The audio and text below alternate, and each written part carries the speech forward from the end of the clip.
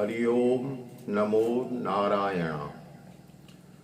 भगवत गीता का पहले अध्याय का महात्म्य।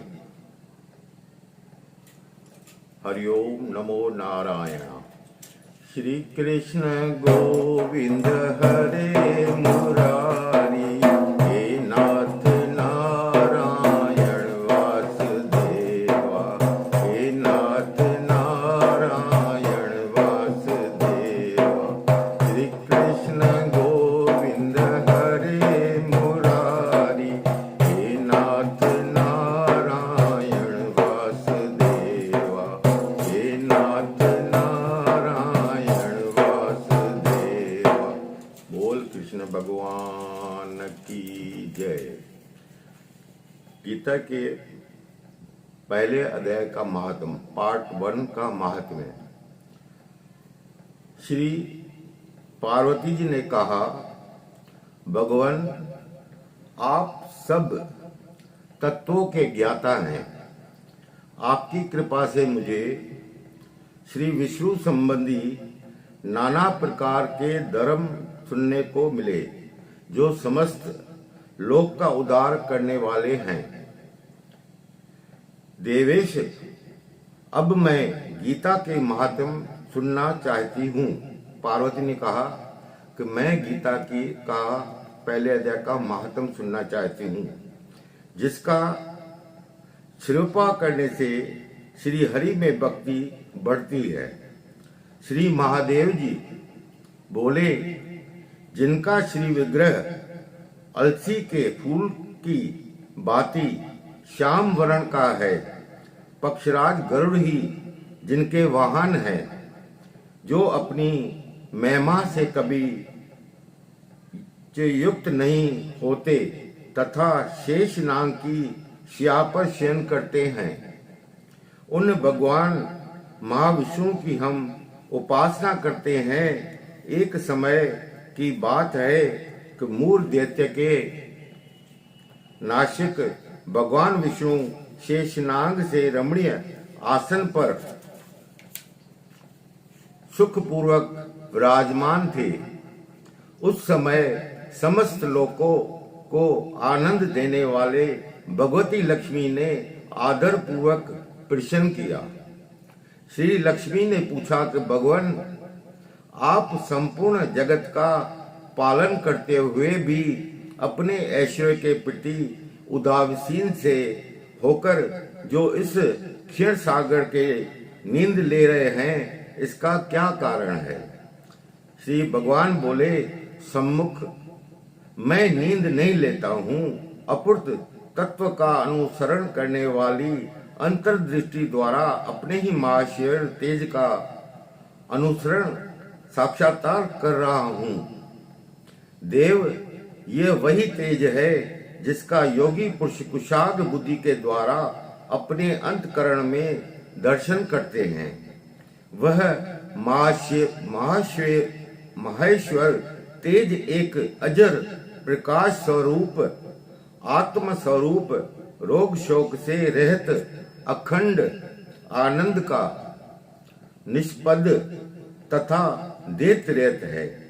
इस जगत का जीवन उसी के अधीन है। मैं उसी का अनुभव करता हूँ।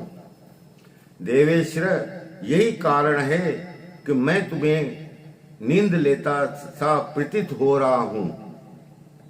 श्री लक्ष्मी जी ने कहा कि ऋषिकेश, आप ही योगी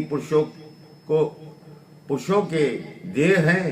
आपके अंतर्गत भी कोई ध्यान करने योग्य तत्व है। ये जानकर मुझे बड़ा कौतूहल हो रहा है।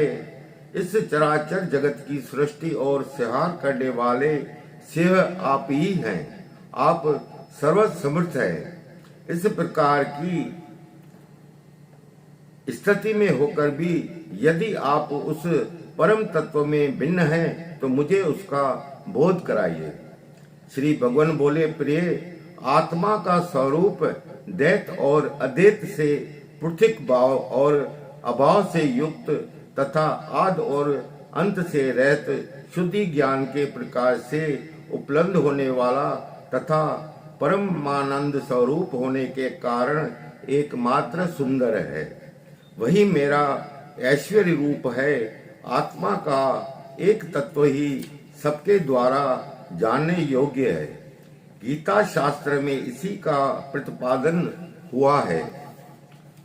अमित तेजस्वी भगवान विष्णु के वचन सुनकर लक्ष्मी देवी ने शंका उपस्थित करते हुए कहा कि भगवान, यदि आपका स्वरूप शिव परमानंदमय और मन वाणी की पहुंच से बाहर है तो गीता कैसे उसका बोध कराती है। मेरे इस संदेह का आप निवारण कीजिए। श्री भगवान बोले कि सुंदर सुनो, मैं गीता में अपनी स्थिति का वर्णन करता हूँ। क्रमश 5 अध्यायों को तुम 5 मुख जानो। इस गीता में लिखा है कि 5 अध्याय को आप 5 मुख जानो। 10 अध्याय को 10 भुजाएं समझो तथा अध्याय को उदर और 2 अध्याय को दोनों चरण कमल जानो। इस प्रकार ये 18 अध्याय की वांगमयी ईश्वर मूर्ति ही समझनी चाहिए। यह ज्ञान मात्र से ही महान पातकों का नाश करने वाली है। जो उत्तम बुद्धि वाला पुरुष गीता के एक या आधे अध्याय का अथवा एक आधे या चौथाई श्लोक का भी प्रतिदिन अभ्यास करता है, वह सुषमार्ग के समान मुक्त हो जाता है। देव श्री लक्ष्मी ने पूछा, देव सुषमा कौन है, किस जाति का था और किस कारण से उसकी मुक्ति हुई। श्री भगत बोले, प्रिय, सुषमा बड़ी खोटी बुद्धि का मनुष्य था। पापियों का तो वह श्रोमणी था। उसका जन्म वैदिक ज्ञान से शून्य एवं क्रूरता पूर्वक कर्म करने वाले ब्राह्मणों के कुल में हुआ था। वह न ध्यान करता था, न जप, न होम करता था, न अतिथियों का सत्कार। वह लंपट होने के कारण सदा विषयों के सेवन में ही आसक्त रहता था। हल, जोत और पत्ते बेचकर जीविका चलाता था। उसे मदिरा पीने का व्यसन था। वह मांस भी खाया करता था। इस प्रकार उसने अपने जीवन का दीर्घकाल व्यक्त कर दिया। एक दिन मूंग बुद्धि सुशर्मा पत्ते लाने के लिए किसी ऋषि की वाटिका में घूम रहा था। इसी बीच में काल स्वरूपधारी काले सांप ने उसे डस लिया। सुषमा की मृत्यु हो गई। तदनंतर वह अनेक नरकों में जा वहां की यातनाएं भोग कर मृत्यु लोक में लौट आया। वहां बोझ ढोने वाला बैल हुआ। उस समय किसी पंडित ने अपने जीवन को आराम से व्यतीत करने के लिए उसे खरीद लिया। बैल ने अपनी पीठ पर पंडुका भार ढोते हुए बड़े कष्ट से 7-8 वर्ष बिताए। एक दिन पंडुक ने किसी ऊंचे स्थान पर बहुत देर तक बड़ी तेजी से साथ उस बैल को घुमाया। इससे वह थककर बड़े वेग से पृथ्वी पर गिरा और मूर्छित हो गया। उस समय वहां कुथुल वंश आकृष्ट हो बहुत से लोग एकत्रित हो गए। उस जन समुदाय में किसी पुण्य आत्मा व्यक्ति ने उस बैल का कल्याण करने के लिए उसे अपना मृत्यु दान किया। तत्पश्चात कुछ दूसरे लोगों ने भी अपने अपने पुण्य को याद करके उन्हें उसके लिए दान किया। उस भीड़ में एक वेश्या भी खड़ी थी। उसे अपने पुण्य का पता नहीं था, तो भी उसने लोगों की देखा देखी उस बैल के लिए कुछ त्याग किया। तदनंतर यमराज के दूत उस मरे हुए प्राणी को पहले यमपुरी में ले गए। वहां यह विचार कर कि यह वेश्या के दिए हुए पुण्य से पुण्यवान हो गया है, उसे छोड़ दिया जाए। फिर वह भूलोक में आकर उत्तम कुल और शील वाले ब्राह्मणों के घर में उत्पन्न हुआ, उस समय भी उसे अपने पूर्व जन्म की बातों का स्मरण बना रहा। बहुत दिनों के बाद अपने अज्ञान को दूर करने वाले कल्याण तत्व का जिज्ञासु होकर वह उस वेश्या के पास गया।